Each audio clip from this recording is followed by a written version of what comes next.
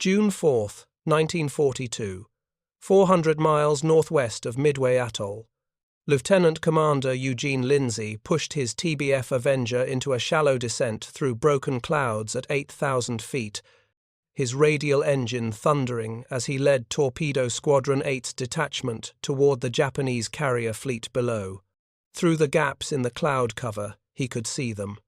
4 flat tops steaming in formation, their decks crowded with aircraft being prepared for another strike against American positions.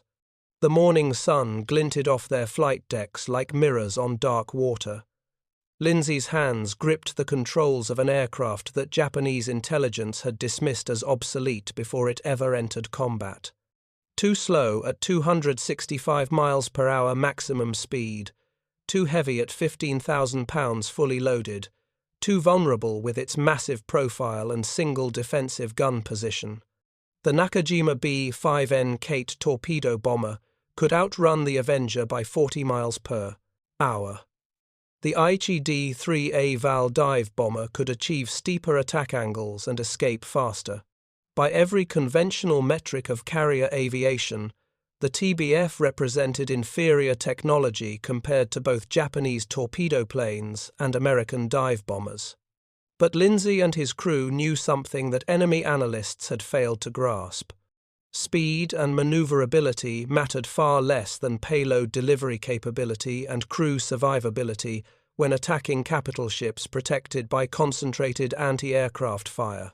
The Mark 13 torpedo cradled in the Avenger's bomb bay carried a warhead that could crack a carrier's hull below the waterline, flooding compartments that no amount of damage control could save. Dive bombers might score spectacular hits on flight decks and superstructures, but torpedoes killed ships by drowning them from within. The Japanese carriers below had already survived multiple dive bomber attacks that morning.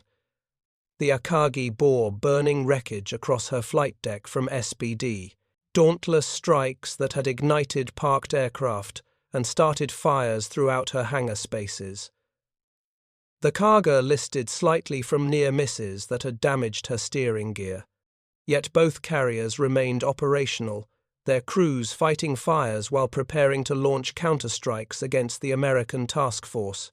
Bombs, however devastating, rarely delivered the catastrophic flooding that would send a carrier to the bottom within hours. Lindsay's bombardier navigator, Ensign Charles Eaton, called out the final approach parameters through the intercom. Range to target, 6 miles. Altitude for torpedo drop, 400 feet. Speed required, 180 knots. The numbers represented a death sentence that every torpedo bomber crew understood with crystalline clarity. Unlike dive bombers that could attack from altitude and escape at high speed, torpedo planes had to approach at wave-top height, maintaining straight and level flight for the final run while presenting perfect targets for every anti-aircraft gun in the enemy fleet.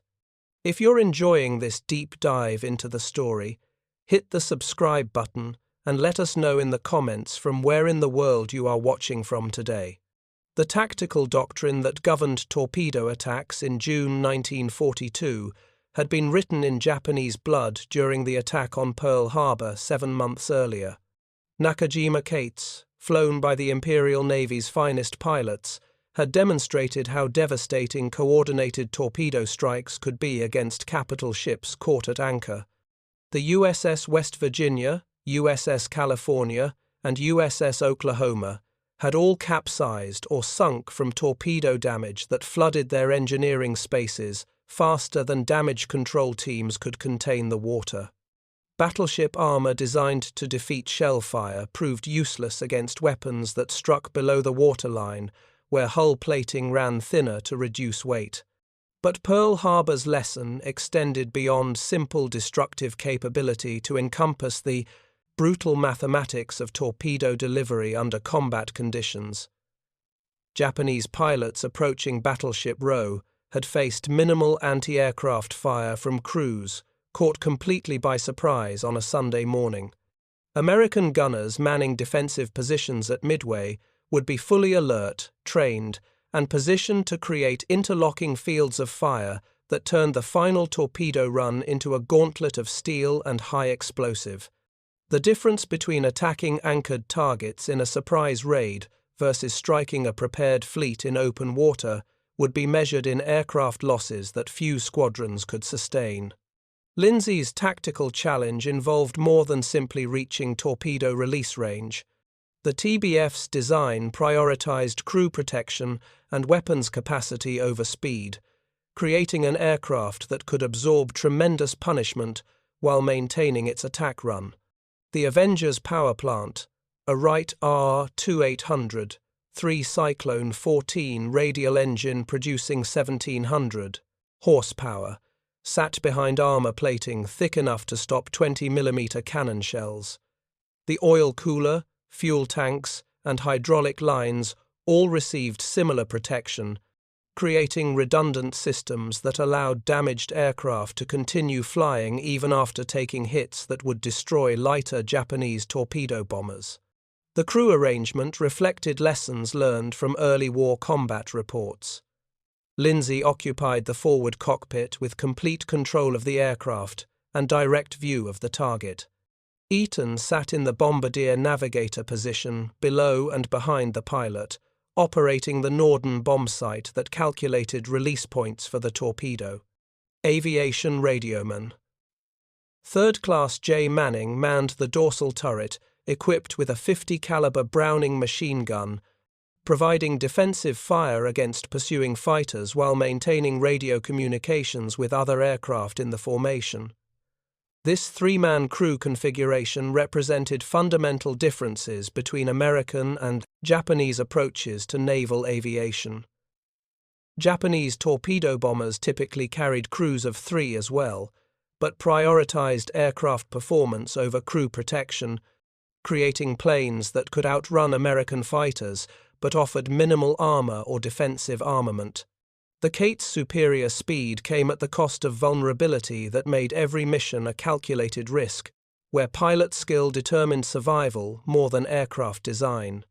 American doctrine emphasized bringing crews home alive to fly again tomorrow, accepting reduced performance in exchange for better survivability. The Grumman Iron Works had built the TBF to withstand battle damage that would destroy aircraft designed to different priorities. The company's reputation for rugged construction came from building carrier fighters that could absorb punishment while protecting their pilots. The Avenger inherited this design philosophy, incorporating structural reinforcements and redundant systems throughout its airframe. Wings, designed to fold for carrier storage, featured spars strong enough to sustain anti-aircraft damage without catastrophic failure. The tail assembly used thick aluminum sections that could absorb multiple hits while maintaining control authority. Japanese intelligence analysts examining captured TBF documentation had focused on performance specifications that seemed to confirm American industrial inferiority. The Avenger's maximum speed of 275 miles per hour at 12,000 feet lagged significantly behind the 320 miles per hour that Japanese Kate torpedo bombers could achieve. Its rate of climb maxed out at 1,050 feet per minute compared to the Kate's 1,400. Even the American SBD Dauntless dive bomber could outrun the Avenger in level flight, reaching 255 miles per hour while carrying a 1,000-pound bomb load. These performance comparisons missed the critical factor that would determine tactical effectiveness in actual combat conditions. The TBF could deliver a 2,000-pound Mark 13 torpedo to target areas that dive bombers could never reach. Ships maneuvering at high speed in open water presented difficult targets for dive bombing, requiring pilots to predict future position while compensating for wind, altitude, and target movement. A skilled captain could throw his ship into violent, evasive maneuvers that made accurate dive bombing nearly impossible, forcing attackers to choose between missing completely or pulling up from their dives too late to avoid anti-aircraft fire. Torpedo attacks demanded different geometry that favored the attacking aircraft, despite requiring low-altitude approaches through concentrated defensive fire. A ship attempting to evade a torpedo had to turn perpendicular to the weapon's track, presenting maximum beam width that made hitting easier rather than harder. Multiple aircraft attacking from different angles could create impossible tactical situations where evasion from one torpedo ran directly into another.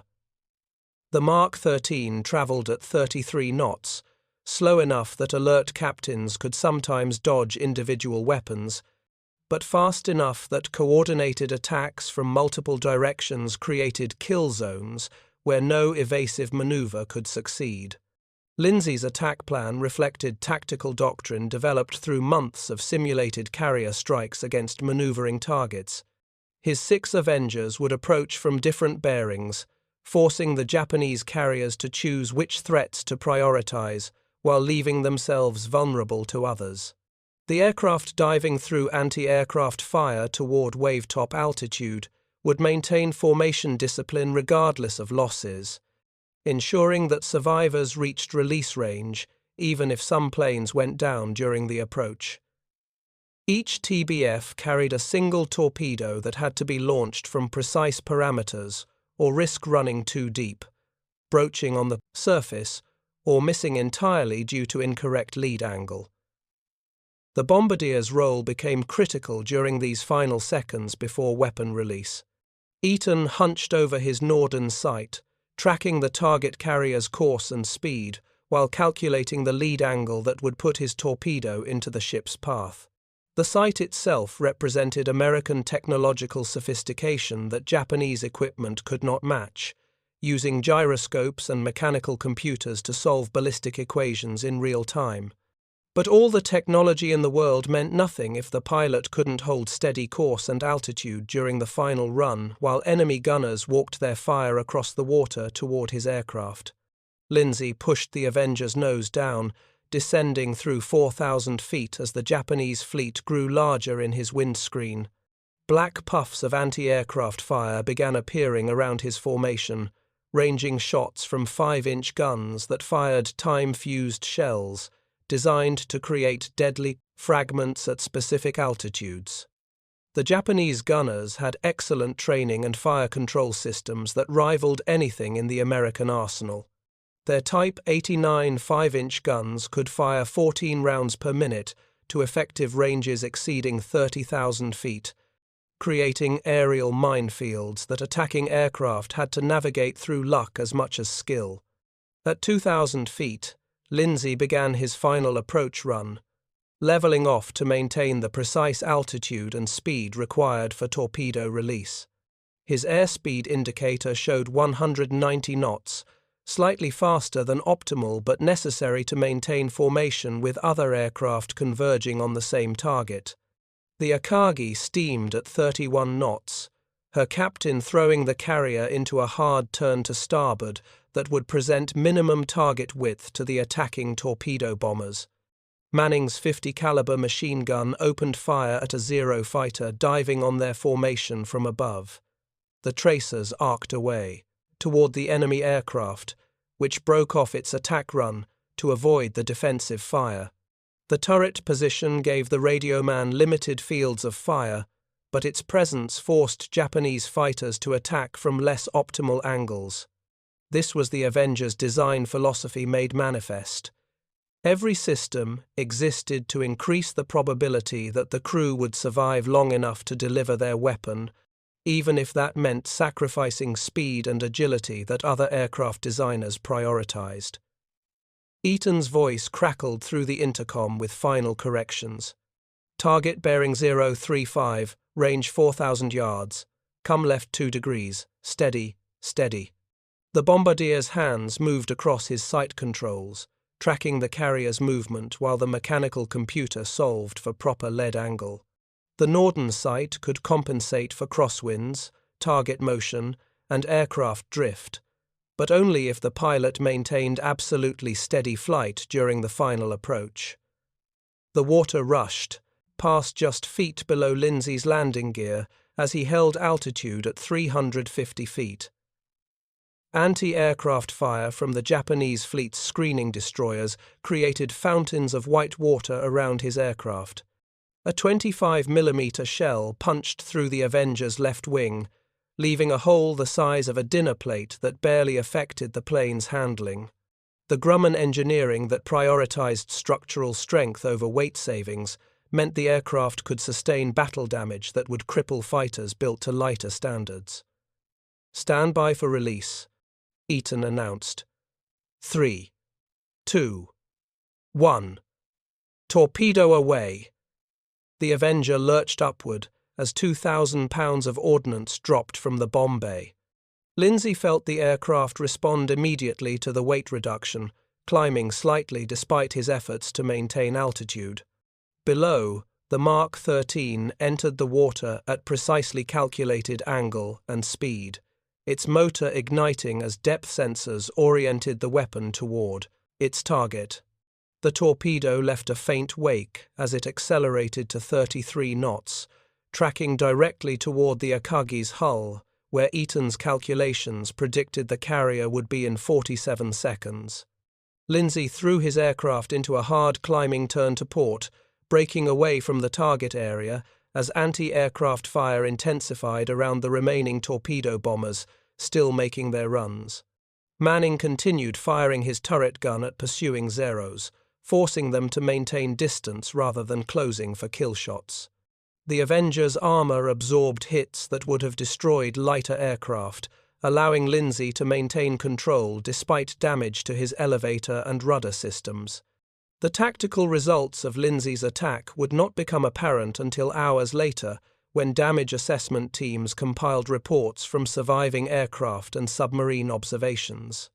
But the fundamental truth that Japanese naval commanders were beginning to understand had nothing to do with individual attack outcomes and everything to do with cumulative probability.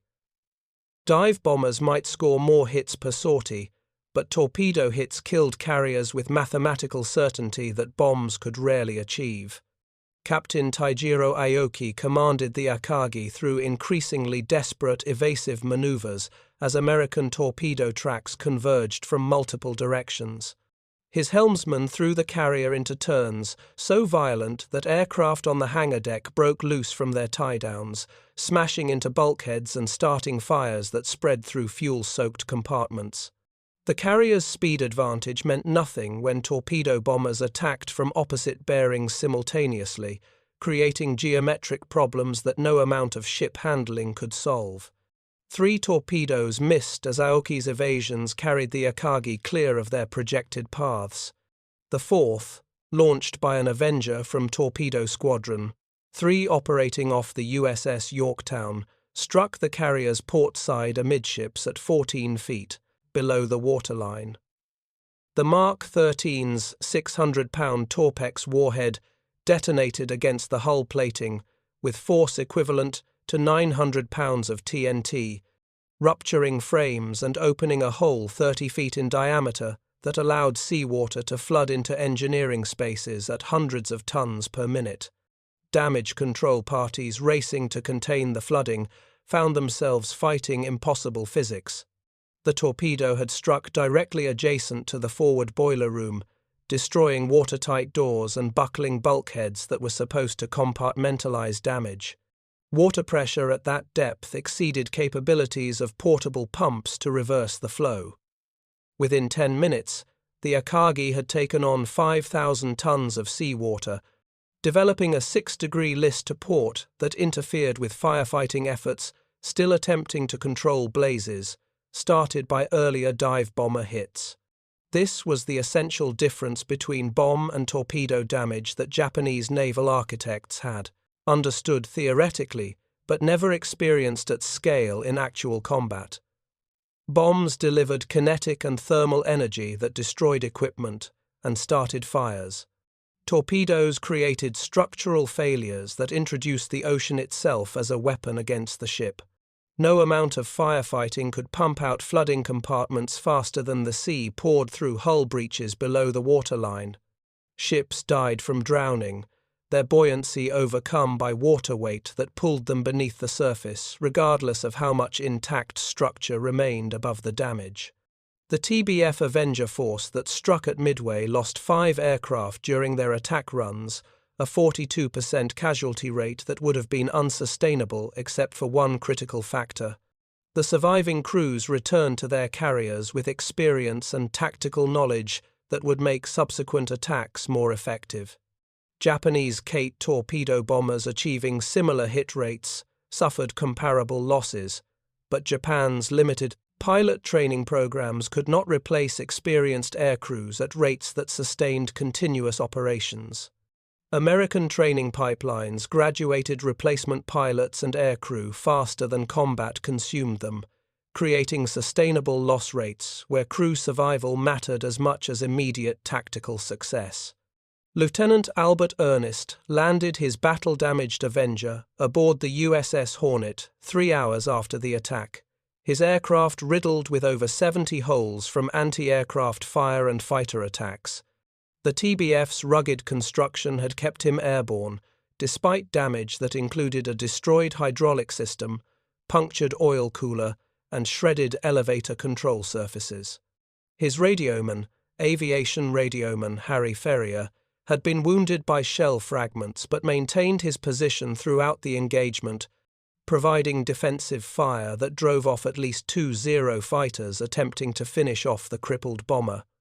Ernest's after-action report detailed the specific advantages that made the Avenger effective despite its apparent performance limitations.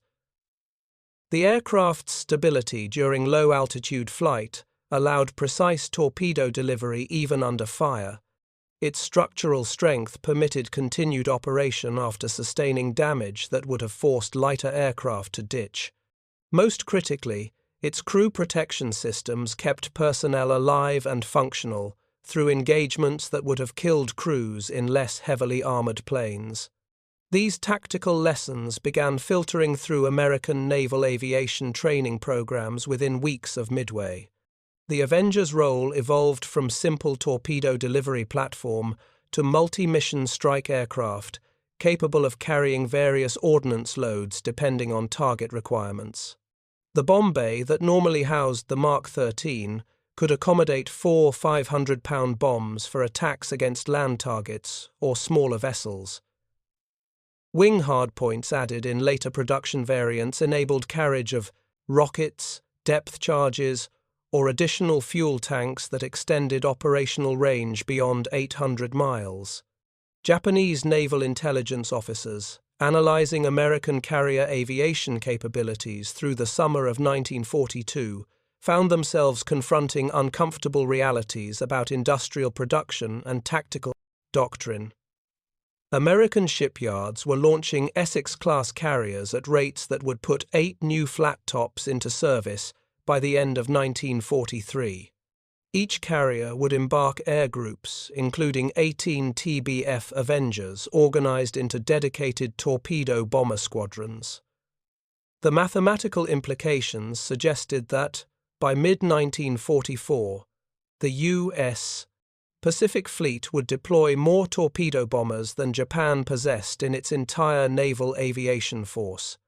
Commander Mitsuo Fuchida, recovering from injuries sustained at Midway while serving as air operations officer aboard the Akagi, compiled tactical assessments that painted increasingly dire pictures of Japan's ability to counter American torpedo bomber capabilities. His analysis emphasized that Japanese carriers lacked effective defensive measures against coordinated attacks, combining dive bombers and torpedo planes. The standard combat air patrol configurations that worked well against high-altitude bomber formations proved inadequate when defending against multi-axis attacks, where some aircraft approached at wave-top height, while others dove from above. Fuchida's reports noted specific technical advantages that made American torpedo bombers more dangerous than their Japanese counterparts, despite inferior speed. The TBF's crew of 3 provided redundancy that allowed continued operation if individual members were killed or wounded. Its armor protection meant that even damaged aircraft often returned to their carriers rather than ditching at sea. Most troubling, the Mark 13 torpedoes' reliability had improved dramatically since early war failures, achieving detonation rates exceeding 80% compared to Japanese Type 91 torpedoes that suffered persistent problems with depth control and premature explosions. The Battle of the Eastern Solomons in August 1942 provided additional evidence of the Avengers' effectiveness against capital ships. Lieutenant Commander Harold Larson led Torpedo Squadron 8's Avengers from the USS Saratoga in attacks against the Japanese carrier Ryujo. The strike achieved 2 torpedo hits that flooded the carrier's engine rooms and caused progressive flooding that overwhelmed damage control efforts. The Ryujo capsized and sank 4 hours after the attack, her crew abandoning ship as the list increased beyond angles where movement between decks remained possible. The sinking demonstrated tactical principles that would govern carrier warfare throughout the Pacific campaign. Dive bombers from the same strike had achieved 3 direct hits on the Ryujo's flight deck, starting fires and destroying parked aircraft. But the carrier remained afloat and under power until torpedo damage introduced flooding that could not be contained. The lesson proved consistent across multiple engagements.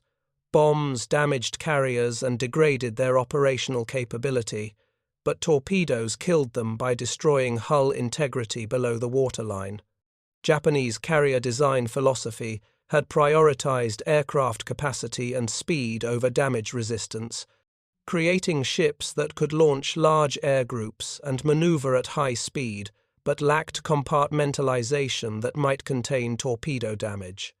The Shokaku and Zuikaku, Japan's largest and most modern carriers, incorporated some improved damage control features, but still used single-layer hull plating in areas where American designers specified double hulls with void spaces to absorb torpedo explosions. Commander Tamon Yamaguchi, one of Japan's most innovative carrier commanders, filed detailed recommendations for improving anti-torpedo defenses following the Eastern Solomons engagement. His proposals included increased numbers of 25mm anti-aircraft guns positioned to create overlapping fields of fire at low altitude, dedicated combat air patrol elements trained specifically to intercept torpedo bombers, and improved damage control equipment, including portable pumps powerful enough to fight major flooding. Most of these recommendations were impossible to implement due to material shortages and production limitations that prevented wholesale redesign of existing carrier classes. The Santa Cruz Islands, engagement in October 1942, saw both sides employ massed torpedo bomber strikes against each other's carriers, with results that validated American design priorities. Japanese Kate bombers achieved 2 torpedo hits on the USS Hornet, causing severe flooding and fires that eventually forced the crew to abandon ship. But the attack cost Japan 21 aircraft, losses that represented nearly half the torpedo bomber strength committed to the strike. American Avenger attacks against the Shokaku achieved 1 torpedo hit that flooded 2 boiler rooms, reducing the carrier's speed to 18 knots and forcing her withdrawal from the battle. The casualty exchange ratios told the strategic story. Japan lost experienced aircrew that training programs could not replace at rates sufficient to maintain operational effectiveness. American losses, while painful, represented acceptable costs in a force structure designed to absorb casualties while maintaining offensive capability through continuous replacement from training pipelines that graduated new pilots every month. The TBF's survivability meant that more American torpedo bomber crews survived their missions and accumulated combat experience that made subsequent attacks more effective. If you find this story engaging, please take a moment to subscribe and enable notifications. It helps us continue producing in-depth content like this. Lieutenant, Commander John Waldron's final radio transmission before leading Torpedo Squadron 8 to destruction at Midway had included prophetic observations about the Avengers' tactical role. "We may not all be coming back," he had told his pilots during the pre-mission briefing, "but we're going to get hits that will sink those carriers." Waldron understood that torpedo attacks represented calculated exchanges where aircraft losses bought opportunities to deliver fatal damage against targets that bombs alone could not eliminate. The strategic mathematics governing these tactical decisions became increasingly clear through the fall and winter of 1942. American industrial capacity could replace lost Avengers faster than Japanese shipyards could repair torpedoed carriers. Essex-class flat-tops entering service throughout 1943 would each embark 18 TBF torpedo bombers, creating reserve capacity that allowed rotation of damaged squadrons to rear areas for reconstitution while fresh units maintained operational tempo. Japan possessed no equivalent production surge capability, meaning every carrier lost to torpedo damage represented permanent reduction in fleet strength. Captain Arleigh Burke, serving as Chief of Staff to Carrier Division 13, compiled tactical analyses that quantified the Avenger's strategic value despite its performance limitations. His reports noted that TBF squadrons achieved torpedo hit rates averaging 12% under combat conditions, compared to 8% for dive bomber attacks against maneuvering targets. More significantly, torpedo hits caused ship losses at rates exceeding 50%, while bomb damage rarely resulted in total losses unless fires spread out of control or subsequent torpedo attacks finished vessels already crippled by aerial bombing. Burke's analysis emphasized that the Avengers' tactical effectiveness derived from system integration rather than individual component superiority. The aircraft's stability, crew protection, weapons capacity, and survivability combined to create operational capabilities that exceeded what raw performance specifications suggested. Japanese torpedo bombers might achieve higher speeds and better maneuverability, but those advantages meant nothing if crews did not survive to apply them in subsequent engagements. The Gilbert Islands campaign in November 1943 demonstrated how American carrier task forces had evolved to employ torpedo bombers as precision weapons against specific target types. Rear Admiral Charles Pownall's task force, 50, conducted strikes against Japanese installations on Tarawa and Makin, using carefully coordinated attacks where dive bombers suppressed anti-aircraft defenses while Avengers delivered torpedoes against anchored shipping. The results included destruction of the Japanese cruiser Katori, which took 3 torpedo hits that broke her keel and caused the ship to sink in less than 12 minutes. The speed with which torpedoed ships succumbed to flooding continued to surprise even experienced American naval officers. Commander William Martin, leading Torpedo Squadron 9 from the USS Essex, observed the cruiser Maya absorb 2 Mark 13 hits during strikes against Truk Lagoon in February 1944.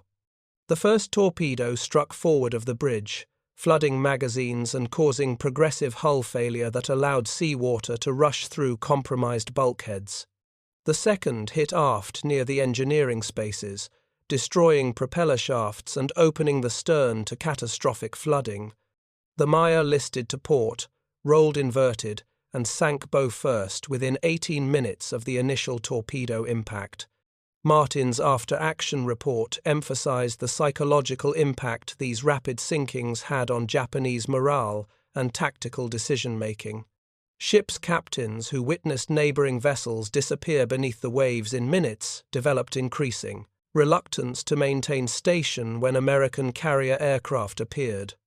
This defensive posture degraded fleet cohesion and created opportunities for American submarines operating in coordination with airstrikes to target vessels maneuvering independently, rather than maintaining protective formations. Japanese naval commanders found themselves caught between equally unacceptable alternatives.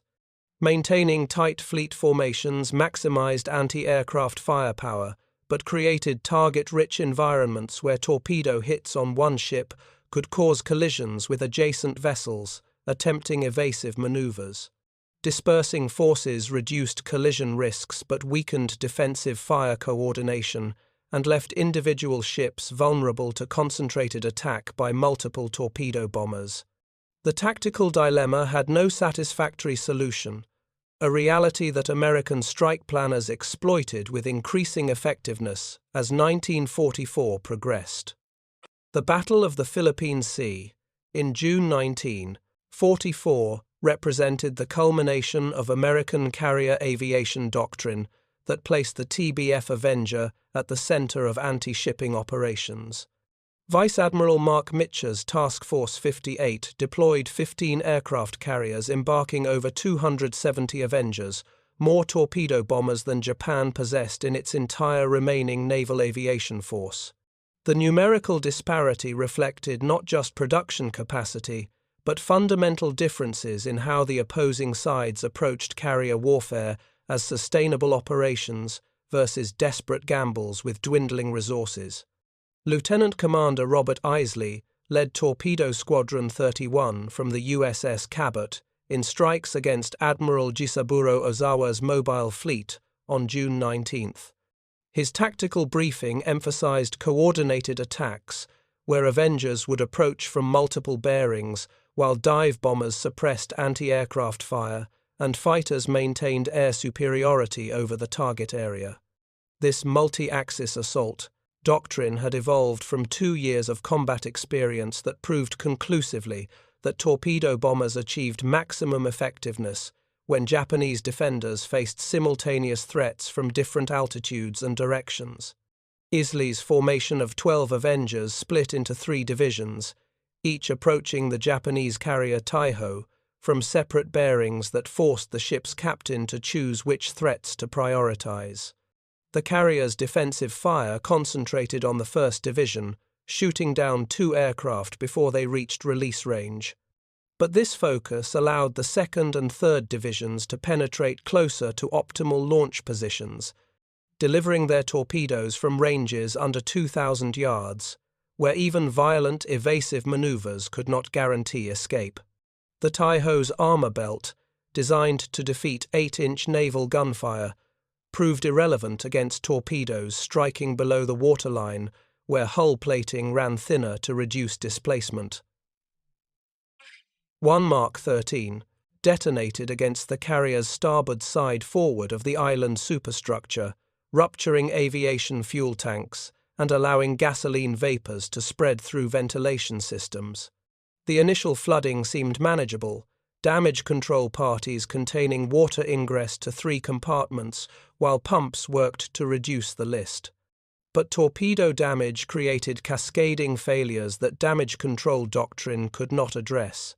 The ruptured fuel tanks contaminated seawater flooding into adjacent spaces, creating explosive vapor concentrations throughout the forward sections of the ship. Ventilation fans designed to clear smoke from battle damage instead distributed gasoline fumes to berthing areas, mess decks, and machinery spaces. 6 hours after the torpedo impact, accumulated vapors ignited in a massive explosion that destroyed the Taiho's structural integrity and caused progressive flooding that overwhelmed all countermeasures. The carrier capsized and sank that evening, taking with her over 1,600 crew members and Admiral Ozawa's entire staff. The loss represented more than just elimination of Japan's newest and most heavily armored carrier.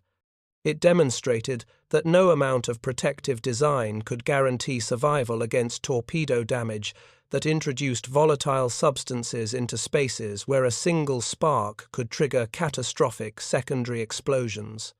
Commander David McCampbell, leading the Essex's air group, observed similar torpedo effectiveness against the carrier Shokaku during the same engagement.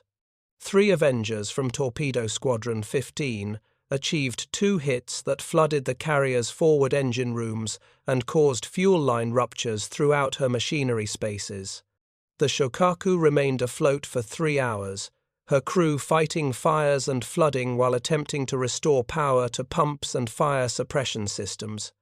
A final explosion, triggered by gasoline vapors igniting near damaged boiler rooms, broke the carrier's back and sent her to the FAV, bottom with over 1,200 personnel still aboard. These sinkings validated tactical doctrine that prioritized torpedo attacks against capital ships, despite the inherent risks of low-altitude approaches through concentrated defensive fire. The TBF squadrons that struck the mobile fleet lost 18 aircraft during the engagement, a 14% casualty rate that represented acceptable losses given the strategic results achieved. Japanese carrier aviation had been effectively destroyed, losing 3 flat tops and over 400 aircraft in battles that eliminated Japan's ability to conduct offensive carrier operations for the remainder of the war.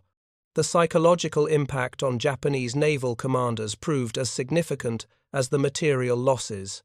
Captain Toshikazu Ome, serving on the staff of the combined fleet, compiled assessments that acknowledged American torpedo bombers had become the primary threat to Japanese naval operations. His reports noted that even heavily armored battleships showed vulnerability to torpedo damage that could reduce speed, flood magazines, or cause progressive hull failure leading to capsizing. The Musashi's sinking during the Battle of Leyte Gulf would prove his analysis prophetic. October 24, 1944. The Sibuyan Sea, off the Philippine island of Samar, the Japanese battleship Musashi, displacing 73,000 tons and mounting 9 18-inch guns in 3 triple turrets, represented the pinnacle of battleship design. Her armor scheme incorporated 16-inch belt plating designed to defeat any naval rifle in existence. Her underwater protection system featured multiple layers of void spaces and liquid-filled compartments intended to absorb torpedo explosions and prevent flooding from reaching critical machinery spaces. Japanese naval architects had declared her unsinkable through conventional means. Admiral William Halsey's 3rd Fleet Air Groups approached the problem of sinking the Musashi as an exercise in overwhelming even the most sophisticated damage control systems through sheer volume of torpedo hits. 5 separate strikes launched throughout the day delivered coordinated attacks where dive bombers suppressed anti-aircraft fire, while Avengers approached from multiple bearings to ensure at least some torpedoes would strike despite the battleship's desperate, evasive maneuvers. Lieutenant Commander Frederick Bakutis led Torpedo Squadron 20 from the USS Enterprise in the 3rd strike wave, his 12 Avengers carrying Mark 13s with magnetic exploders set to detonate beneath the Musashi's keel, where armor protection ran thinnest. The tactic represented advanced torpedo employment that Japanese designers had not anticipated when creating the battleship's underwater protection scheme. Explosions beneath the hull created gas bubbles that lifted the ship momentarily before allowing it to crash back down onto compressed water, generating structural stresses that fractured keel members and opened seams throughout the bottom plating. Bakutis's squadron achieved 4 hits in rapid succession, their torpedoes striking along a 200-foot section of the battleship's port side. Each detonation created a column of water that rose higher than the Musashi's superstructure, visible evidence of the tremendous energy being delivered against the hull. The underwater protection system absorbed the first 2 explosions as designed, void spaces flooding while interior bulkheads contained the damage. But the 3rd and 4th hits overwhelmed the system's capacity, rupturing compartments that were supposed to remain watertight and allowing flooding to spread into machinery spaces that contained pumps necessary to fight the damage.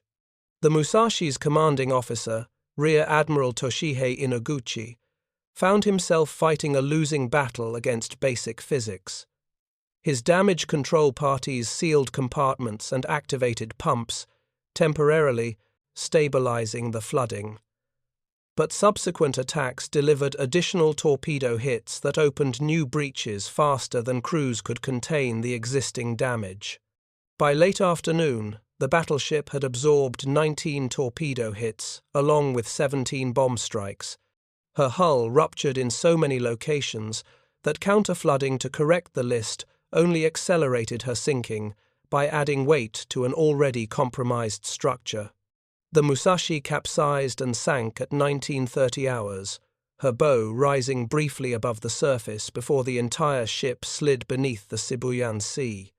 Over 1,000 crew members went down with her, trapped in compartments that flooded too quickly for evacuation.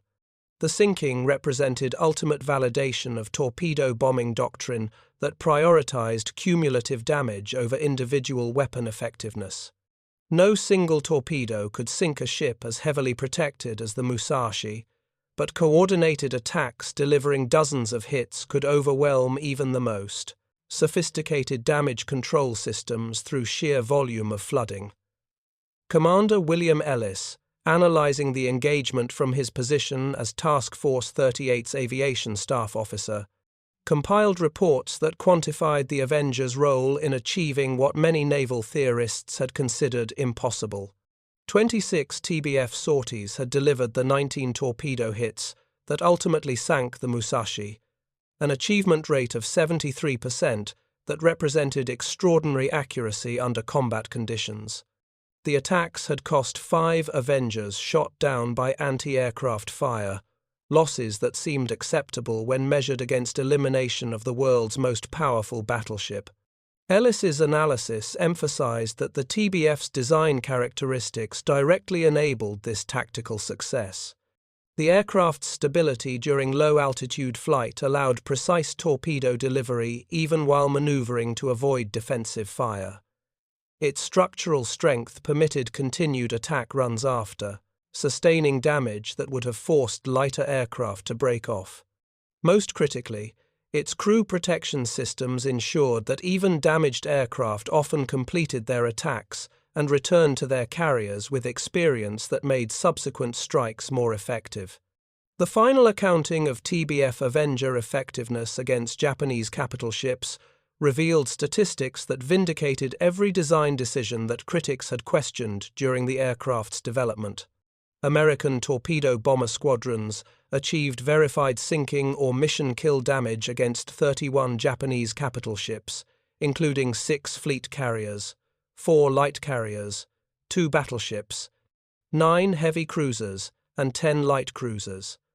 Additional victories against destroyer-class vessels and merchant shipping brought total confirmed sinkings to over 300 vessels, representing destructive capability that exceeded any other single aircraft type in the Pacific theater.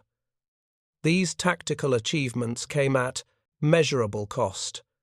American forces lost 487 TBF Avengers to all causes during Pacific operations, including 212 aircraft shot down by anti-aircraft fire, 103 destroyed by enemy fighters, and 172 lost to operational accidents or mechanical failures. The casualty rate of 31% reflected the inherent dangers of low-altitude torpedo attacks against heavily defended targets, but remained sustainable due to production rates that delivered replacement aircraft faster than combat consumed them. Lieutenant Commander Eugene Lindsay, who had led the first TBF attack at Midway, did not survive to see the vindication of his tactics.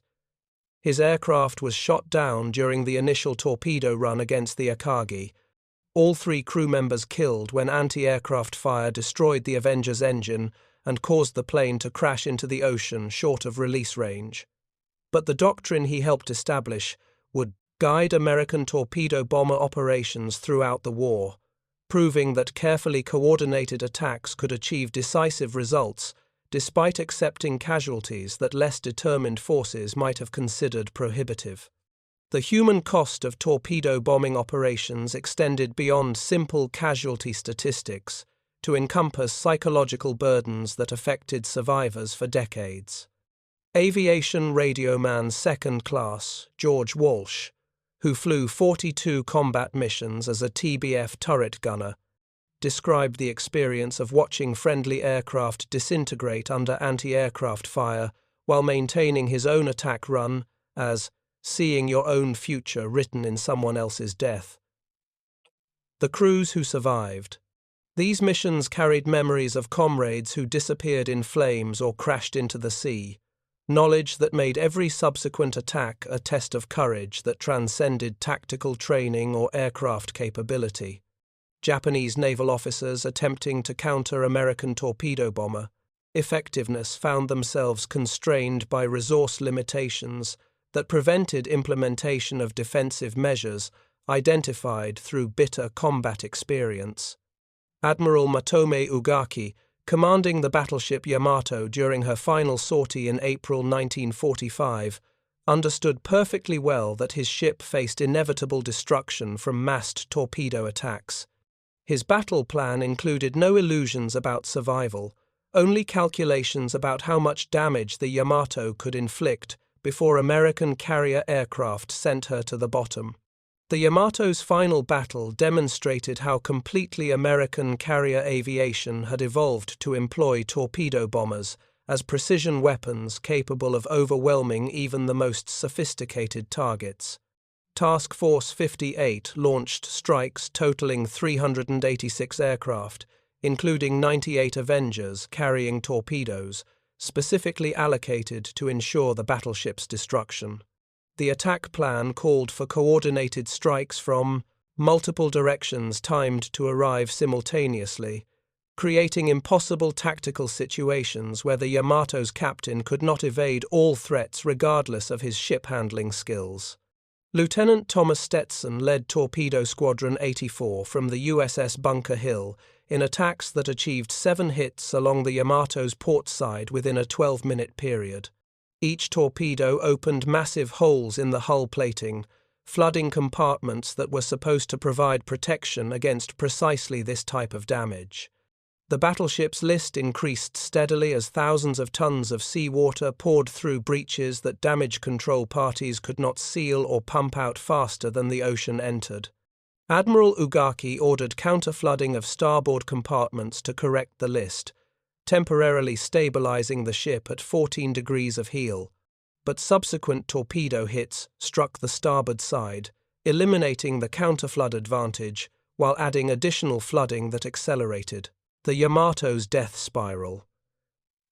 At 14:23 hours, 2 hours after the first American aircraft arrived overhead, the battleship's list exceeded 30 degrees, making movement between decks impossible and preventing guns from training on targets. The Yamato capsized to port at 14:25 hours, her magazines detonating in a massive explosion that created a mushroom cloud visible from over 100 miles away.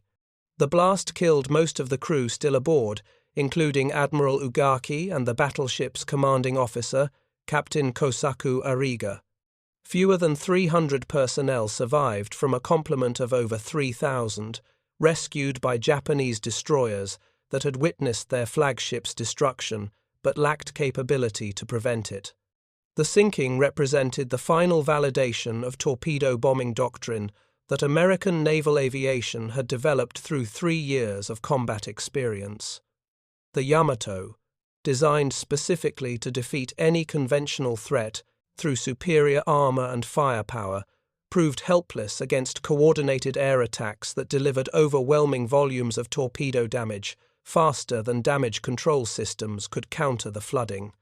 Her destruction required just 12 torpedo hits from Avengers that operated with tactical sophistication that Japanese planners in 1941 could never have anticipated. Thank you for watching. For more detailed historical breakdowns, check out the other videos on your screen now, and don't forget to subscribe. The final statistical accounting revealed that TBF Avengers had indeed proven more lethal against Japanese capital ships than dive bombers, despite the latter's advantages in speed, maneuverability, and defensive capabilities. Torpedo hits achieved kill ratios exceeding 50% against major warships, compared to 12% for dive bombing attacks. The physical reality of flooding damage versus structural damage explained this disparity with brutal clarity. Ships could survive fires, repair broken equipment, and replace destroyed aircraft. But they could not survive progressive flooding that overwhelmed buoyancy and pulled them beneath the surface. Japanese naval commanders who survived the war consistently identified American torpedo bombers as the single most dangerous threat they faced during Pacific operations. Captain Toshikazu Omai's post-war testimony to American naval intelligence officers emphasized that we could fight dive bombers and accept the damage they inflicted, but torpedo planes killed our ships with certainty that made every attack a potential death sentence for the targeted vessel. The fundamental truth that Japanese intelligence had failed to grasp in 1941 crystallized through years of combat into undeniable reality. Raw performance specifications meant nothing when measured against operational effectiveness under actual combat conditions. The TBF Avenger's apparent limitations in speed and agility proved irrelevant when its design priorities of stability, crew protection, and weapons delivery capability combined to create the most effective anti-ship weapon in the Pacific theater. The aircraft that critics had dismissed as too slow and too heavy had destroyed more Japanese capital ships than any other American weapon system. Its crews, flying through concentrated anti-aircraft fire at altitudes where every enemy gun could target them, had demonstrated courage that transcended tactical doctrine or aircraft capability. The survivors carried knowledge that their missions had shortened the war by eliminating Japanese naval power faster than any alternative approach could have achieved. The final TBF Avenger combat mission occurred on August 15, 1945, hours before Emperor Hirohito's surrender announcement. Lieutenant Commander Joseph Bryan led Torpedo Squadron 31 in strikes against Japanese shipping in Tokyo Bay, achieving 2 torpedo hits on the cruiser Tone that flooded her engineering spaces and caused her to settle to the bottom in shallow water. The attack represented over 3 years of tactical evolution from Midway's desperate charges through anti-aircraft fire to coordinated precision strikes that achieved devastating results with minimal losses. The Avenger's legacy extended beyond immediate combat achievements to influence Cold War naval aviation doctrine and aircraft design philosophy. The principle that crew survivability and weapons delivery capability mattered more than raw performance specifications would guide development of attack aircraft for decades. The Douglas Aoun Skyraider, Grumman A6 Intruder, and other carrier-based attack planes inherited design priorities that the TBF had established through Pacific combat: stability, structural strength, multiple crew members for task specialization, and capacity to deliver heavy ordnance loads against heavily defended targets. Commander Eugene Lindsey's sacrifice at Midway and the 1,500 other TBF crew members who died during Pacific operations had proven that tactical courage, combined with superior weapons design, could overcome enemies who possessed advantages in speed, maneuverability, and initial combat experience. The unnecessary aircraft that Japanese analysts had dismissed as inferior technology had transformed into the weapon they feared most, demonstrating that understanding the nature of naval warfare mattered more than optimizing individual performance metrics. The crews who flew these missions understood truths that theorists and critics could never grasp without experiencing combat. Speed meant nothing if you couldn't survive long enough to deliver your weapon. Maneuverability proved worthless if your target required low-altitude approaches through defensive fire. Individual excellence became irrelevant when industrial capacity could replace losses faster than opponents could inflict them. The TBF Avenger embodied these principles in aluminum and steel, creating an aircraft that changed Pacific warfare by proving that sometimes the slow, heavy, unglamorous weapon wins the war while faster, prettier alternatives collect dust in museums. The final accounting showed 31 Japanese capital ships sent to the bottom by torpedoes delivered from aircraft that critics said were too slow to survive. The number spoke for itself with clarity that required no further analysis. In the end, what Japanese naval commanders feared most was not the dive bombers that struck from above or the fighters that controlled the skies, but the steady, relentless torpedo planes that approached through hell at wave-top height and killed their ships with geometric certainty that no amount of evasion could defeat.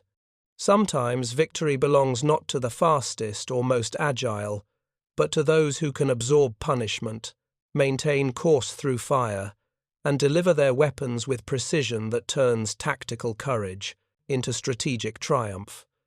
The TBF Avenger proved this truth across 3 years of Pacific combat, establishing doctrine and demonstrating capabilities that would influence naval warfare for generations. The aircraft that seemed unnecessary became exactly what was needed when the mission required killing capital ships rather than impressing crowds with aerobatic performance.